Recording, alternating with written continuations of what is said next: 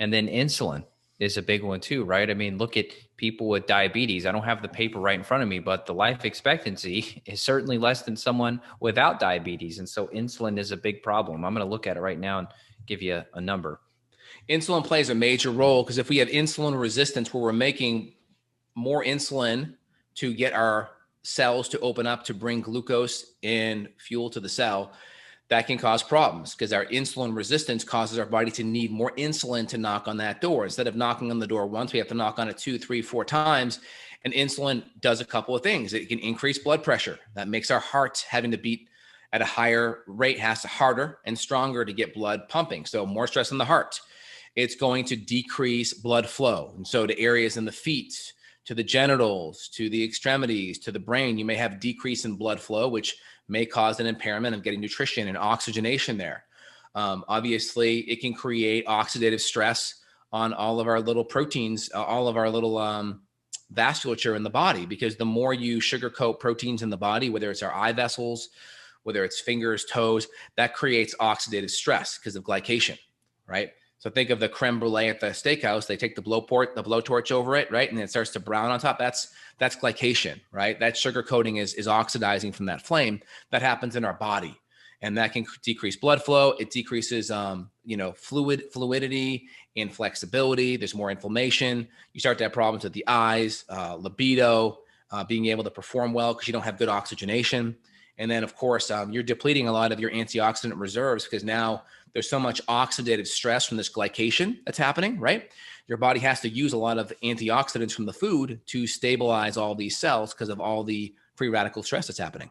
Yeah, it depends on which paper. There were like 3 different ones I was looking at. One was talking about 5-year reduction in life expectancy with diabetes. Another was talking 8 years. Another was talking 10. So I guess it depends. And of course, type 1 and type 2 are different. But in general, I mean, we know that it's a comorbidity with a lot of issues we're seeing now too. So this is not, if you can avoid it, obviously type 1, some would argue is out of your control, but type 2, you certainly have control over that and you can prevent that and reverse it. Yeah, type 1 is still in your control. I mean, I guess the part of that that's the hardest is most people that are affected by that are kids. Yeah. And usually between 5 and 15, there's an autoimmune condition that sets in and starts to destroy the beta cells of the pancreas. And there's a strong correlation with dairy and grains and refined sugar. So every parent out there listening, especially if you have autoimmune in your family history, you really got to have your kids be healthy out of the gates.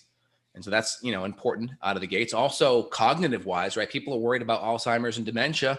There's a strong mechanism with dementia in the plaquing in the brain being driven by insulin resistance. It's been called for over a decade. Alzheimer's is going to essentially referred to as type 3 diabetes. So your brain becomes resistant to the glucose as a fuel source in the brain.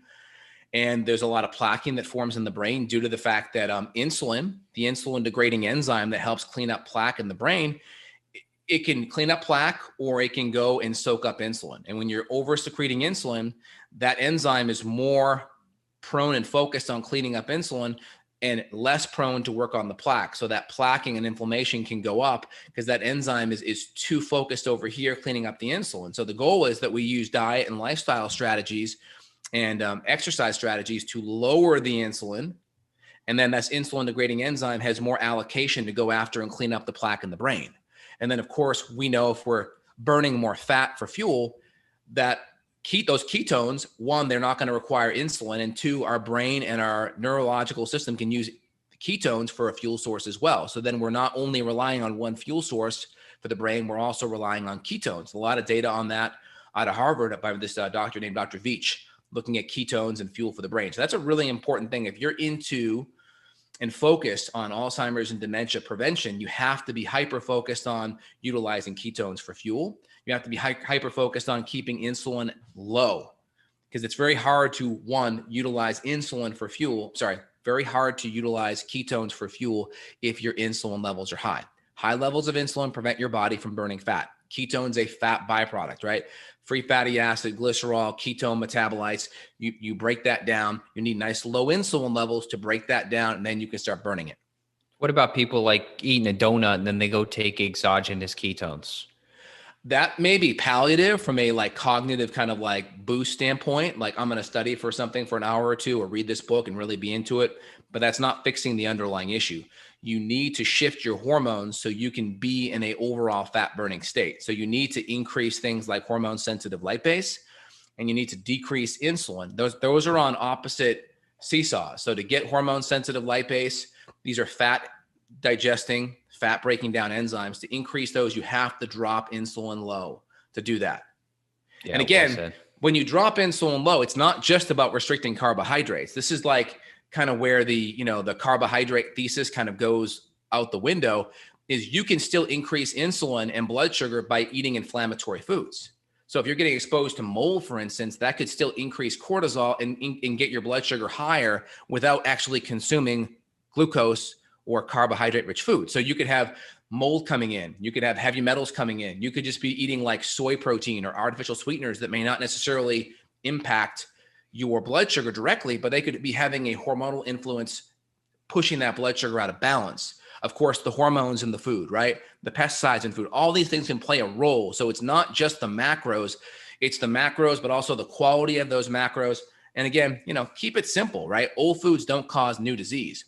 If you're consuming grass-fed butter and you have a serious dairy issue, that could be a problem too. So you got to look at the whole picture: food quality, micro and macronutrients, and the toxins that could be in those food, and the food allergy component. Yeah, well said. It shouldn't be that revolutionary, but what you're saying is revolutionary, because you still have very, very influential like bodybuilders that are in that mainstream mindset still. Well, they'll post a picture of a cheat meal and it's literally like, hey, I'm going to go eat a dozen donuts. And then they're promoting like this exogenous ketone supplement. It just drives me nuts to see that. You're going to save so much more money, by the way, too. Ketones are something that you and I do have, and I have sold professional ketones to clients to help them. But man, it's so much easier and essentially free to make your own ketones. Yeah. And if you want to do it with these healthy diet and lifestyle strategies, that's fine. Also, you have people that have these so-called cheat days. A lot of books having these cheat days. Is a cheat day worth it if it takes you 4 days to recover? What about the immune response? I mean, some would argue the immune response of antibodies for your thyroid could be months. So. Yeah. And then there's that. I have Hashimoto's, right? I keep my antibodies virtually non-existent by doing healthy things. There's some data, if you look at it, that your antibodies can be up for months.